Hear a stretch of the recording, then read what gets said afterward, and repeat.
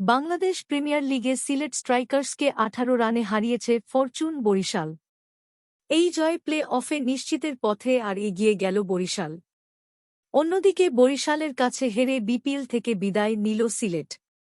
শনিবার ১৭ ফেব্রুয়ারি চট্টগ্রামের জহুর আহমেদ চৌধুরী স্টেডিয়ামে টস জিতে ব্যাট করার সিদ্ধান্ত নেন বরিশালের অধিনায়ক তামিম ইকবাল। প্রথমে ব্যাট করে মুশফিকুর রহিমের 50-র সঙ্গে কাইল মায়ার্সের ঝড়ো ব্যাটিংয়ে নির্ধারিত ২০ ওভারে ৬ উইকেট হারিয়ে ১৮৩ রান সংগ্রহ করে বরিশাল। সিলেটের পক্ষে তানজিম হাসান সাকিব নেন ৩টি উইকেট। ১৮৪ রানের টার্গেটে ব্যাট করতে নেমে চরম ব্যাটিং বিপর্যয়ে পড়ে সিলেট।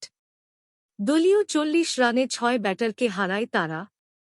এরপর বেনি হাওয়েল ও আরিফুল হকের ব্যাটে বিপর্যয় সামাল দেয় সিলেট। আগ্রাসী ব্যাটিংয়ে ১০৮ রানের জুটি গড়েন এই দুই ব্যাটার।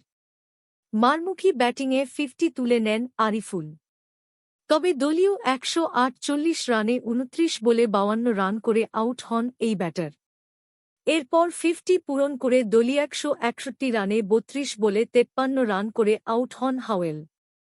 শেষ পর্যন্ত নির্ধারিত ২০ ওভারে ৮ উইকেট হারিয়ে ১৬৫ রান সংগ্রহ করে সিলেট। বরিশালের পক্ষে কাইল মায়ার্স নেন ৩টি উইকেট।